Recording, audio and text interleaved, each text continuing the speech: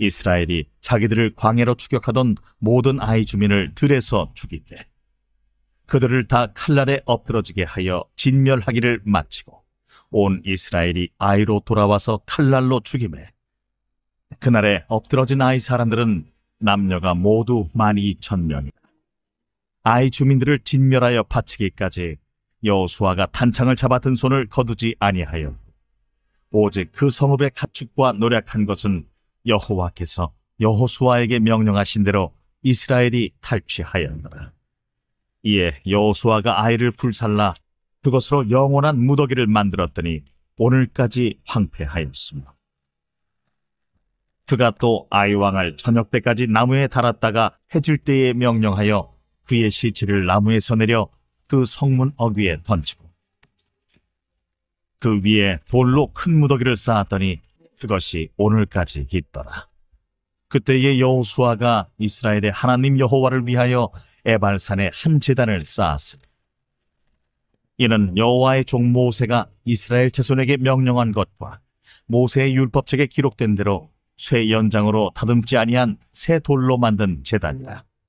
무리가 여호와께 번제물과 화목제물을 그 위에 드렸으며 여호수아가 거기서 모세가 기록한 율법을 이스라엘 자손의 목전에서 그 돌에 기록하며 온 이스라엘과 그 장로들과 관리들과 재판장들과 본토인뿐 아니라 이방인까지 여호와의 언약궤를 맨 레위 사람 제사장들 앞에서 궤의 좌우에 서되 절반은 그리심산 앞에 절반은 에발산 앞에 섰으니 이는 전에 여호와의 종 모세가 이스라엘 백성에게 축복하라고 명령한 대로 함이라.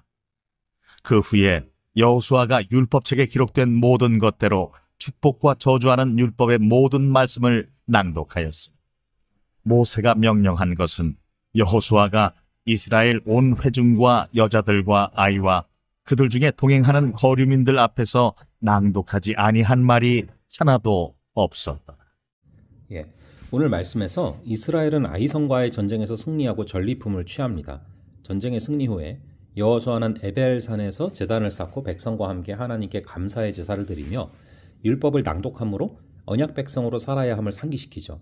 오늘 말씀은 승리를 맞이한 이스라엘이 언약 앞에 다시 헌신하는 모습을 통해서 성도의 삶을 조명합니다.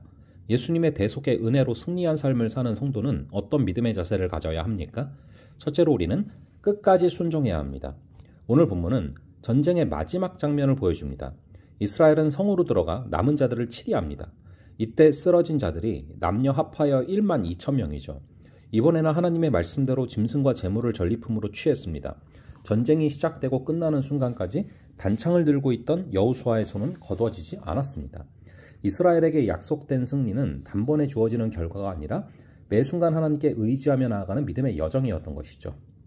신앙은 삶에서 끝까지 순종을 실천하는 아주 긴 여정입니다.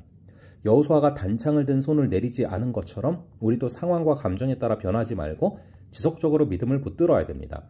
하나님이 원하시는 것은 결과보다 그 과정 속에서 드러나는 우리의 신뢰와 순종인 것이죠. 둘째로 우리는 하나님의 승리를 기억해야 합니다.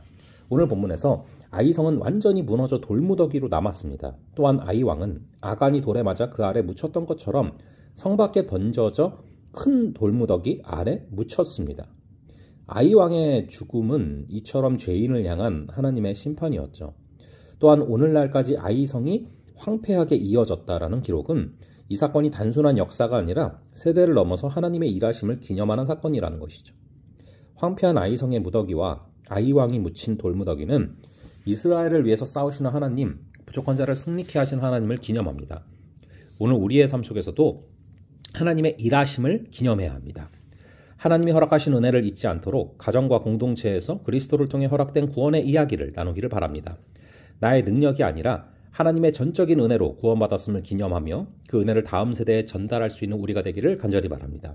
마지막으로 우리는 하나님의 언약 앞에 서야 합니다. 여호수아는 전쟁에서 승리한 후에 에발산에 올라 하나님을 위한 제단을 쌓고 번제와 화목제를 드립니다. 그리고 제단의 돌들에 율법을 기록하고 제사장 좌우에 선 백성을 향해서 축복과 저주의 율법을 낭독하죠. 이 모습은 승리의 마지막 목적이 하나님의 영광에 있어야 한다라는 것을 가르쳐 줍니다. 이스라엘의 승리는 그들의 자격이 아니라 하나님의 은혜에서 비롯된 것이죠. 그렇기 때문에 이스라엘은 하나님의 언약을 기억하며 그분께 순종하는 백성으로 살아가야 하는 것입니다. 살아가는 여러분, 오늘 우리도 삶의 모든 영역에서 하나님의 언약 앞에 서야 합니다. 가정에서는 말씀과 기도로 하루를 시작하며 직장과 일터에서는 정직과 성실로 하나님의 영광을 드러내야 합니다. 공동체 안에서는 서로를 세우고 격려하며 세상 속에서는 복음의 빛을 전해야 합니다. 승리의 순간에도 그리고 실패의 순간에도 그 중심에는 하나님의 은혜와 주권이 있어야 되는 것이죠. 오늘도 언약을 붙잡고 그 언약에 순종하는 삶으로 하나님을 전할 수 있는 우리가 되기를 바랍니다. 오늘 말씀은 하나님의 승리를 경험한 성도의 삶이 어떠해야 하는가를 잘 가르쳐 줍니다. 성도의 삶은 끝까지 순종하며 하나님의 승리를 기억하고 모든 영역에서 언약 앞에 서는 것입니다. 가정에서는 말씀과 기도로, 일터에서는 정직과 성실로, 공동체에서는 사랑과 섬김으로 하나님의 나라를 증거하며 다음 세대에 죄의 은혜를 전할 수 있는 귀한 하루 되기를 간절히 바랍니다. 잠시 기도하겠습니다.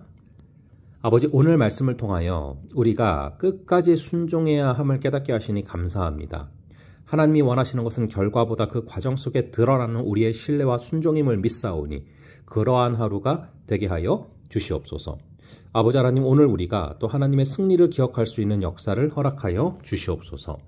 우리의 삶 속에서 하나님의 일하심을 기념케 하여 주시고 하나님이 허락하신 은혜를 잊지 않고 가정과 공동체에서 그리스도를 통해 허락된 구원의 이야기를 나눌 수 있는 우리가 되게 하여 주시옵소서. 아버지 하나님께서 오늘도 우리를 붙잡아 주셔서 우리가 오늘 가정에서, 일터에서, 공동체에서 하나님을 증거하며 승리하는 귀한 삶을 살아갈 수 있도록 인도하여 주시옵소서. 감사드리고 이 모든 말씀 우리 주 예수 그리스도의 이름으로 기도합니다. 아멘. 그럼 또 다음번에 뵙도록 하겠습니다.